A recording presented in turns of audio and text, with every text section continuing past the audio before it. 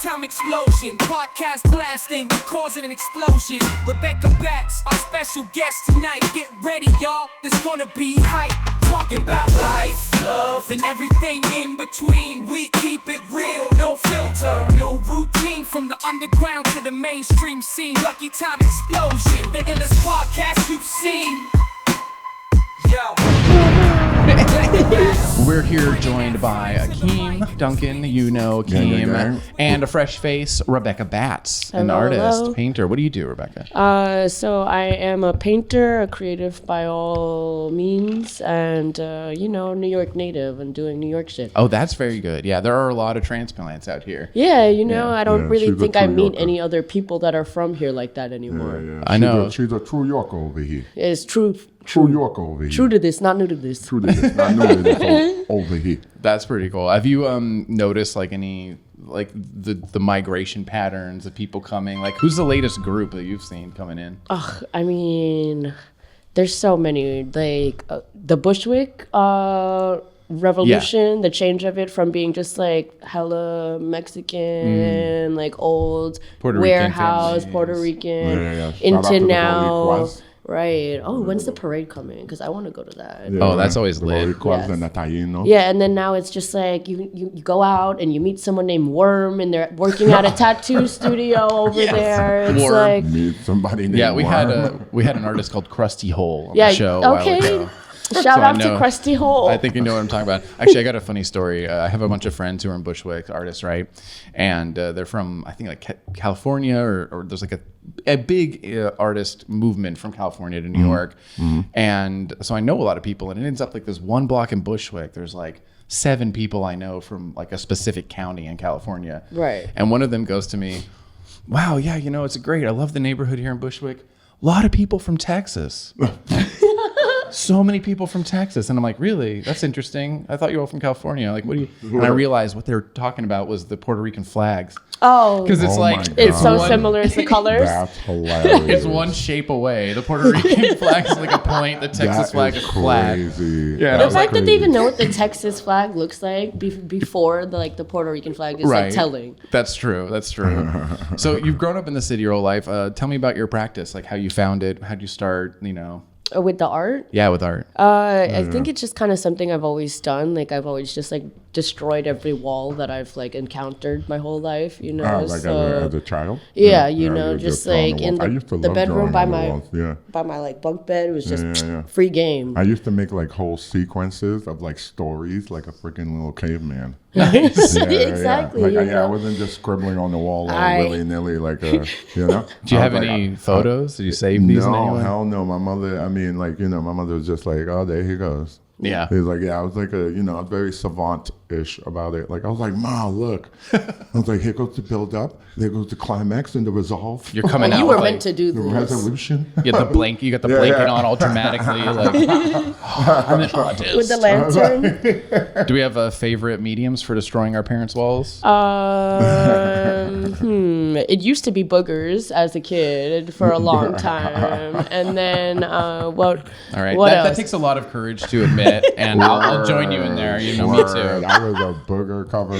Right. That was our first medium. Yeah, exactly. exactly. If they would have gave me paints, it would have been a different story, I guess. Everybody's first visual art medium was boogers. Yeah. It's just body fluids. Yeah, body fluids. It's like my knee blood. Like, I feel like a booger collage would fly in the 70s. oh yeah, for sure. Exactly. It'd be like worth millions now. Yeah, I don't know about now. But so Rebecca, you were quite the entity in the towns, as we call it. If you don't know, we call New York the towns. I actually didn't know that. We do? Who's calling it that? I do.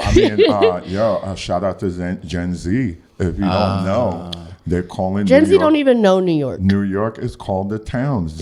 Gen Z true Yorkers call it the towns. All right. Okay? This is an educational podcast. You heard it here from a 38-year-old who's turning 39 in October. So I'm hip. Oh, you're about to join the club.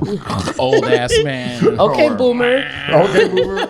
But Rebecca, when did we meet? We met like how long ago? Like 2015, 2016. I swear, everybody, all my friends in the industry, Yeah. we all have like a decade worth of friendship. I met Rebecca. I forgot how or when. I think I came to one of your galleries actually, and that's how I first met you. Because I think Nas was DJing or something, and that's how I came. And then I had you in the magazine. You did some modeling with Anna Bloder. Shout out to Anna Bloder from Mishka. Oh, we yeah, had like yeah. the whole Mishka shoot with For the with Quiet Gito. Lunch mag, yeah. With Gito. And we Which like, was so funny because I remember that day she was like, kiss him. And he was like, Gito's wild gay. yeah. I was like, does he want to kiss me? Shout out to Gito. It was just his birthday too, that actually. Oh, wow. That was quite a memory. You and Gito, and then we was there. That was a great shoot. Yeah, it was good. Yeah. We'll probably try to send you an image of that. I'll take a picture and let me put know. it up on the green screen over here. Timestamp. I do. Yeah. I often, I have to apologize to our viewers because sometimes we'll be like green screen, and when I'm editing, I'm like, I need to get this out quicker. So go easy on me, but we're definitely going to put some of your work up here. Actually, let's just do that now. I'm going to make a signal to myself in the editing room. Let's take a look at some of your work. I like this one. This is something you made with fingernails that you brought here to the studio for a while. Yeah. Tell me about this piece. Okay, so all of those nails on there were ones that were on my fingers that my friend Jasmine, who passed last year, she had did on me. Oh, wow. R.I.P. So, Jasmine. Yeah, it's about to be her birthday coming up, and we're going to do a show for her here, actually. At Solas beautiful. Studios, yes. It's right. going to be called For Jasmine. And we want to thank Brandon, too, for letting us do a tribute exhibition here and honor her memory.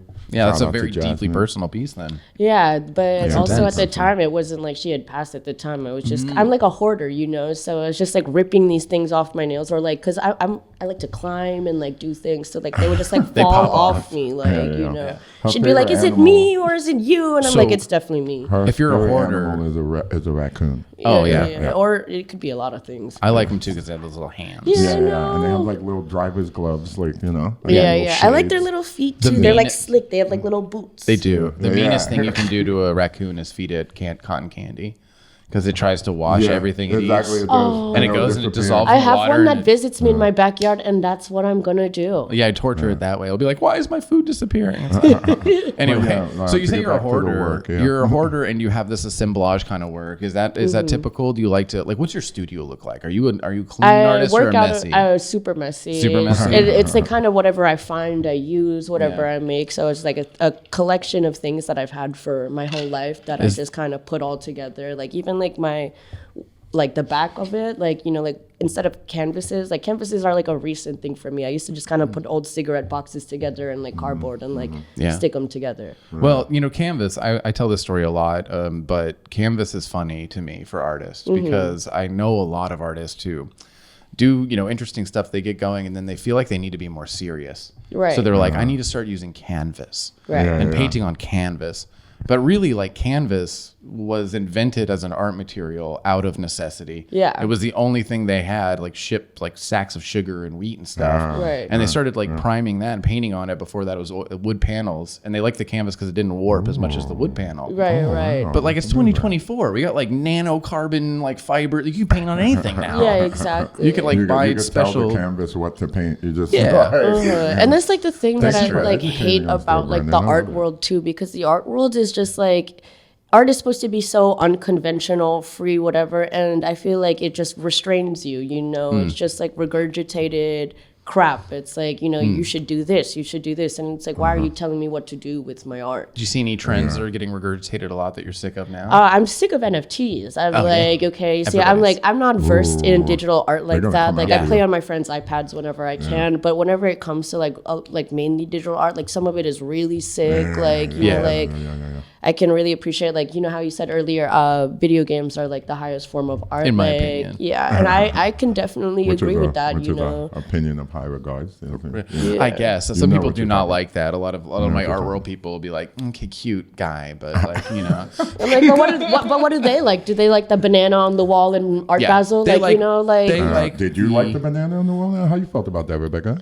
I mean, I thought it was hilarious. You know, someone Like, definitely in a was in a like, satirical sense. Or, yeah, exactly. I love Like, that artist. I really, I Yeah. don't actually know anything about him. I forgot, like, because the spectacle of it all, the spectacle totally eclipsed who the artist actually. I don't Yeah, even remember.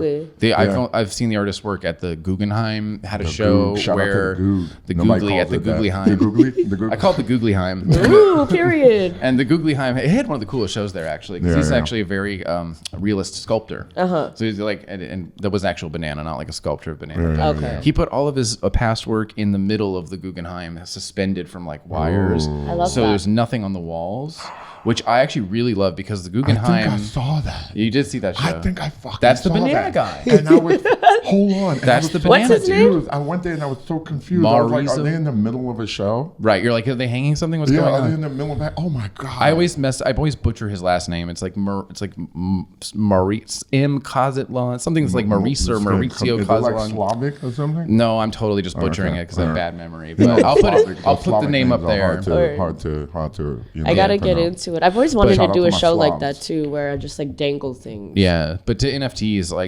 like sick of them. Yes, 100%, totally. Unfortunately, I think that the world got sick of them like immediately. And the reason is very fair. And like, you know, as a digital artist, it fucking hurts and I don't like it. Yeah, but well- it's like, well, it's a educators, scammer's educators. paradise. Yeah. Exactly, Oh, 100%. Okay, yeah. That's It's how you all launder out fucking that scam. bread. Word. And it's like A you lot can make of- the point that like art is money laundering too, and by attributing a ridiculous amount of dollar amount to an art piece that was made a while ago, you know, that you're kind of doing the same thing as an NFT. But like at least it was an art piece a while ago that had some sort of history that people come to some sort of consensus has value. Right, you can track its like actual tangible history. Right. like- And I can see the NFT nerds foaming, going, well, you can track everything on the NFT. Yeah, it's like, yeah. But who's doing that? Yeah, scammers. I don't Right. know. Exactly. I mean, even though it's lousy with scammers, Yeah. Are we? Sometimes I think of like even cryptocurrency, right? I think of us being dragged into the future, kicking and screaming. Yeah. With our white knuckles. That's how I feel dragging as an by- analog artist. I feel like dragged into this digital. Yeah, Yeah. I feel like, are we missing something here? You know, but then again, you know, I feel like we're very instinctive and we Yeah. know when something is like, like, you know, like, Yeah, 100%. creative, yeah. Totally. And I actually do think that like the idea of us getting dragged, you know, kicking, screaming in the future is almost an apt analogy, but I see it more like there's a group of tech-focused people who are actually really out of touch. Yeah, And like are Elon Musk. actually Ooh, don't let him understand cook, a let him lot of cook. the mechanisms of like economics and art and all of these things. And so they've got an idea that's got interesting legs. It's got an interesting thing, like it could work, but it becomes cult-like. Yeah, The go obsession ahead. with Brandon everything. cooking right now, whipping the pot. Like they want to put Right.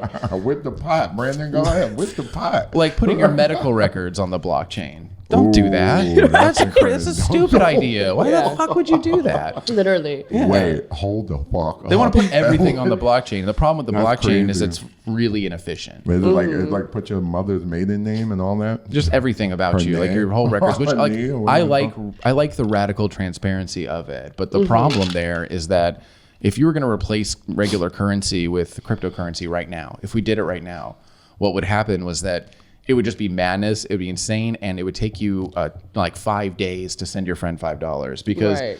MasterCard and Visa can process like 1 billion transactions All a at second. once, every time. But crazy. crypto is actually not very good at this, and it gets complicated and more. It takes more time and more processing power. wow. That Right. every time it's used or generated, wow. it grows into a bigger hairy beast. And it Oh, feels classist too Harry because Beast. like there's so many just like older minority people that like don't have these kinds of means. Like even how they're taking away like the MTA turnstiles. Yeah. Like not the turnstiles, but The MetroCard the machine. machines Yeah, that you MetroCard get machine, Metro yeah. cards for. And Yeah, it's like, for- what for- are these people that don't have Bank these accounts, means yeah. to have these things I mean, doing? I was just about They're just to, gonna hop, and I'm gonna let them in every time. I was like- just about to freely share that I am very financially illiterate. Like I failed that class like at least 3 times and Yeah. barely got out of there with a C, bro. Like, yeah. So I'm very typical with artists too. You know, I took a class called math for artists. Oh God, I need to take these kinds of classes. My school, they had bullshit. I went to LaGuardia, and so all of the drama majors got all of the money. You know, I went to my classmates were like Timothy Chalamet and shit like that, and like they had classes like juggling. Yeah. And for the art majors, we had to spend maybe like over $300 every semester on supplies. And shit. Art supplies are expensive. And that was like when Pearl Paints was still open. What is your favorite medium, Rebecca? What is your favorite medium? Right now, it's between acrylic and clay. And like been explaining. What are you doing with that kiln? You be up in the kiln? No, I've just been getting like air dry clay. I wish I had a kiln because then I would be super in it. Like, I got a fun one for you. I just discovered this stuff. I don't. You probably already know about it, but it's called PMC or precious metal clay. No, I haven't. Okay, really cool. It's you can get a kiln for your house because it's all like miniature scale. So you can get a tiny. I was looking at them on Amazon actually. They're like $300. Yeah, like $300 are not much, and that's for like a good one. But PMC precious metal clay, you create a little sculpture and then you bake it, and like so you get a clay that has a certain amount of gold, copper, silver in it, and then it bakes everything else off. So you get like a pure little bronze or little pure silver sculpture thing just on your desk, like baking it in there. It's really cool. I love that. I want to mess with it. I definitely will mess with Easy that. bake oven clay thing. Yeah. This does tie back to easy bake ovens. Like shrinky dinks. Well, you know, you should get some my age. Get some big red clay for your studio. You know, even if you can't fire it, if you just leave it out for long enough, it'll get hard enough where you could eventually take it somewhere. I definitely would like to play with copper because the way it oxidizes and turns green and stuff too, like over time. Yeah, I actually used to work at the DeYoung Museum in San Francisco, and the reason that's relevant is the DeYoung Museum was designed by architects to emulate the nature around them. So they looked around the park and they saw this like dappled light coming through the trees. Bio architecture, they made these giant bronze facades that had like different sizes holes punched in them to emulate that. And the idea is that right now, to this day still, because it hasn't been there that long, it's a pretty new museum, it's like this. It looks like a Sith Lord base, it's all. I love that. It's all brown and like really imposing. But over time, in the next like 60 to 100 years, the whole thing will turn green. The whole building is going to turn green. Like almost like Barclay, like the website. I love it when nature. When architecture emulates nature. Like, you know, the building in across the pond in Europe, it looks like a Fabergé egg. The guy with the cucumber, G whatever name. It's the G guy name, right? But it's actually modeled after like a sea cucumber, like the way the way water passes through a sea cucumber. So the windows there. The windows and everything. They're supposed to like generate their own energy just off of the wind and everything going through it, and it's modeled after the sea cucumber. Like, interesting. The panels are supposed to open. One of them fell off and shattered to the fucking, and now they keep all of them closed. So now it's not as much of a bio architecture, like, you know, it's not much of like instead of just hazard. Like fixing it, like you know, they're just closing that shit. They're all like, we can't have that again. Well, there's that one downtown London that is like it's angled at a certain way, so at across a certain time from like 2 to 4 p.m. A certain parking spot, a car will just get melted. Like it's actually like that shit. Yeah, they have to rope it off, and they have to be like, you can't park here for these 2 hours because it'll just melt your fucking car. And it's gonna be someone that's like, I'm fine. I'm gonna park it here, and then they're gonna come back to like a pile of sludge. My mom's an architect, and she like that's one of the reasons she's jealous I live here in the city. As a lifelong New Yorker, what do you have any thoughts on architecture? Yeah, favorites? My dad used to want to be an architect, so I can point out any building and he can tell me everything about it, and I've always loved that. Do I have any favorites? Do you have a favorite building? I kind of really love the Grace buildings. There's 2 of them, but they're the ones that have like that slant on it, a little like this. The Grace Church? The Grace buildings. It's like they're shaped a little like this, like as if like you could just skate down them. And it goes like a little. It has like a little. There's one on 42nd, and then I forget where the other one's at. White. Yeah. It was actually featured in the intro of the Wayans Brothers show. You could see it in the background. Oh, cool. Do you have a favorite building, Akeem? Me? I'm gonna be a slutty bitch, and I'm gonna be like the Flatiron Building. Of course. I love love the Flatiron It's building. classic. I love architecture. I used to do drafting in high school. I had like a drafting jacket, and I drew like all of the famous rappers' tattoos. So I had LL Cool J's mic. I had like Tupac Outlaw. I had 40 niggas or something like that. I had Boomer on my back, like DMX. Before the meeting Right. changed. Yeah, I had all that. Now it's So just I giving you love- away. Yeah, I love the Flatiron building because most people don't know it was the first iron framed building in New York City. Oh, yeah. Because niggas got scared by that Chicago fire, so they was Yeah. all like, we ain't having that. Fair. Right. And yeah, right now it's like all scaffolding now because some nigga bid on it, bought it, but then he ain't giving up the bread, so Yeah. now it's just sitting there, and the It'll shit's happen. crazy. But yeah, My Yeah, favorite yeah. building also has a fear-based thing. It's 66, fear-based reasoning. I love this. Like 66 Thompson Street, I think it is. It's downtown. It's the one, the brutalist skyscraper with no windows. Oh, like yeah, the yeah, evil yeah, looking yeah. I one. love me some fucking Everyone brutalism, hates bro. that, but I Hell yeah, love hell that yeah. one. I love me. That some feels like fucking a Sith Sith hideout Sith. right there. like- Definitely. Apparently, the NSA is in it now, and Okay. it's designed to withstand a nuclear bomb. Like to Okay. withstand nuclear I mean, blast. it looks like I it. think Yeah. brutalism is misunderstood, and then also people need to get off brutalism's dick a People, little bit. yeah, Like, it's like both. I'm kind of the like it too much camp. Right. yeah, I love Yeah. it too much. Yeah. I would live in a brutalist I would love to. house. If I could afford something that's truly on the inhuman scale that makes it so special. Yeah. If we could switch gears back Yeah. to Rebecca really quick. Can you tell us about some elements in your work? I feel like it's a lot of pain, it's a lot of surreal it's giving me Frida vibes. Okay, yeah, I could definitely see that. It's very vibrant too, so it takes the really colors, the dark saturation is crazy. experiences of mine and just influences, and I like all that dark shit.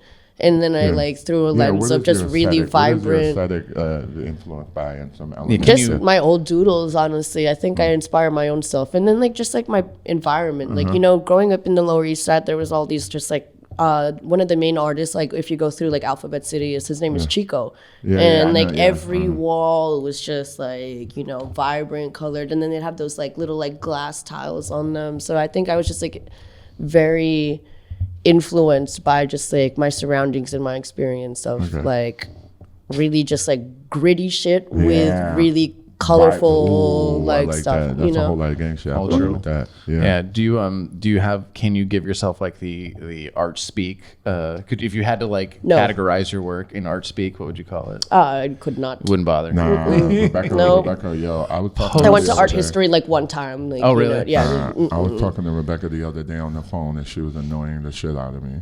I think it was the other way around. Busted. Nah, Don't try it's to all can't the come way. on here. This is a no spin zone at it's Lucky a- Time Fact check. Explosion. Fact check right there. It's Yeah. all the way around. I Fact check. know the shit out of her.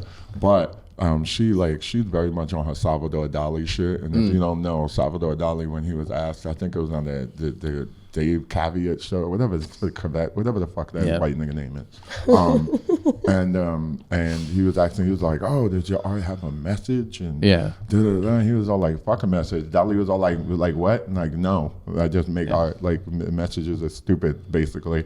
And I told Rebecca that, and she was like, "Yeah, that's why I fuck with Dali." Because like, there's I so want many that Dali people at shit. my shows that'll be walk with me and explain the process, and I'm Yeah. I don't know. I kind of black out during it. It's just you, I know what you that, mean. though. And it's a tough thing because selling your work and when people need to have that connection. I needed to know that those nails came from your friend. You Right, know? That exactly. adds a lot of meaning to it. So it's not it's not like it's for no reason that we tend to do this. To ask for explanations, to walk through for stuff. But it's funny, thinking about Dali, he was actually one of the first kind of reality television star art people. He was all about his fame. He used it way before Andy Warhol did. Right. And He did, yes, he I totally wonder did, yeah. I wonder what if you have thoughts on the changing landscape of how we're meant to, not necessarily what's going on in the art world or all that shit, just how we are supposed to present ourselves as artists. Because I feel nowadays you get a lot more oh, you're an artist? Where's your social media? Oh, Rebecca about to do cook. you- Yeah, Yeah, yeah. no, So she's I about could to cook. definitely really feel the speak on stove that warming up. because my whole life I've had so many shows. I've been part of maybe 50 minimum shows. Yeah. And I've had so many people my whole life come to all of my shows and then would still years later be like, wait, you paint? Because beyond also painting, like I grew up in this generation of also just being my own person. You know, I've hosted clubs since I was like 14. I've been like doing this like nightlife thing forever. So it's like it gets really muddled, like, you know, like what I do. And so a lot of people like will forget or like they won't even know because they'd go for the drinks and the vibes and because everyone else was going and they'd like completely, you know, like disregard the whole purpose of it, or they'd be like, that was a great show, but also just like not retain anything about it. Like, Yeah. You Well, know. Rebecca, I would like to say that I'm glad that I know all of you. Oh. So how do you what do you feel about the play on, because I know what you're talking about when you're talking about like live shows here in the city, especially when we're like trying to get a name out, trying to like almost, you know, the emerging artist, mid-career artist, and established artist paradigm, which, you know, everyone's so different that I don't even think that shit applies really a lot of times. It's kind of like, you know, I could call myself a mid-career artist or I could call myself an emerging artist. It doesn't really matter. I've been doing this shit for this long, period, right? But I know what you mean, because there's a lot of party scene in the city, and it's, I mean, I've done the same thing. I've probably put on 500 shows. Yeah, exactly. Not involved in myself, not showing my own art. And so I've definitely seen that kind of scene, and yeah, it's discouraging when a lot of people come out just for the drinks, not for the art, and they want to be a part of like the social scene of the art. And I guess that's kind of where like I see it's like a weird, the people who have a lot of social cash now, or cachet, they're doing stuff like in a social space online too.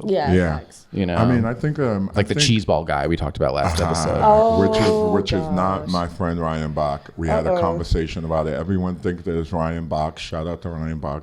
Ryan Bach is not the cheeseball guy. I will say it right here on Lucky Time Explosion. Ryan DM'd him and he was like, "It's up when I see you." And I was like, "This is going to be the fight of the century." Yeah, he did threaten Ryan Bach. Is Ryan Bach versus the cheeseball guy. He's in Germany right now. He should be back in 2 months. So cheeseball guy, count your days. We're trying to get him on here. Count your cheese balls. Let's get cheeseball guy. You're counted. But I think I would safely say for the three of us, we do have this kind of multimedia, multifaceted Maven kind of thing going on. Multifaceted Maven. I think Maven's blowing a little too much smoke up my own butt. I think somebody else's calls you a Maven. I mean, like a maverick, because I think it's a feminine and masculine.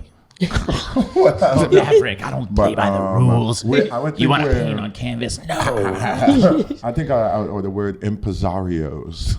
Oh man, this is getting worse by the second. I was like, now I'm going to use $1,000 words instead of $100 words. Wait, but what's the most important? What's the most self-important title an artist can give themselves? I'm trying to think. Impresario's pretty up there. Visionary makes me mad too. Yeah, visionary is definitely up there. I know an artist kid who like had a big business meeting with some big people in there. He was like telling me like, I didn't bring a business plan. I'm like, you didn't write anything down? And they're like, no. It's like, did they ask for something written down? He's like, yeah. I'm like, well, what did you say when you didn't have it? And he's like, oh, I told them not to worry about it. I don't need it. I'm a visionary. Oh God.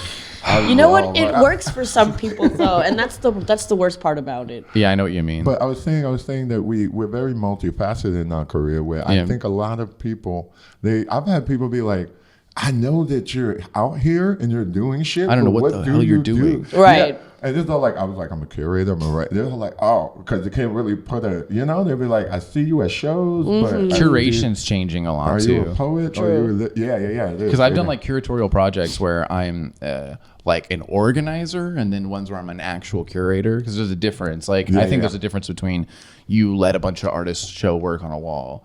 You're not really curating. You're like you're having a reception. You're like DJ Khaled on a song. You're like, these people should all work together. Yeah, basically, unless you're making your artist friends.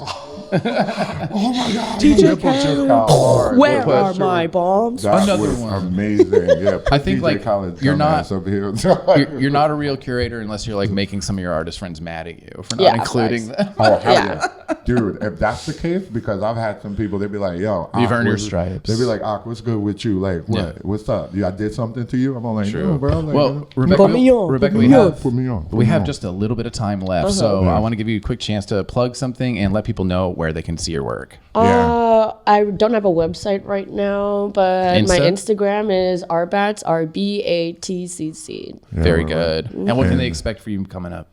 Besides the show here, which we will be, of course, announcing. To be seen. I don't really know yet. All right. Well, that's what this thing's for. Okay. On the camera. All right. Well, thank you, YouTube. You have any parting words today?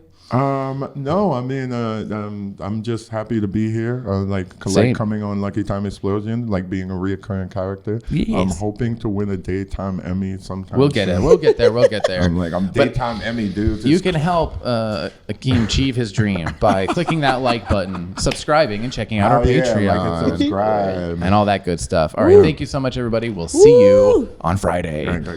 Bye. Boom, boom. Lucky Time Explosion. Podcast blasting, causing an explosion. Rebecca Batz, our special guest tonight. Get ready, y'all. This gonna be hype. Talking about life, love, and everything in between. We keep it real, no filter, no routine. From the underground to the mainstream scene. Lucky Time Explosion, the illest podcast you've seen. Yo, Rebecca Batz, bringing that fire to the mic. Spitting truths, dropping knowledge with all our might. We dive deep, unravel the mysteries of life. Lucky Time Explosion, taking you on a cosmic flight.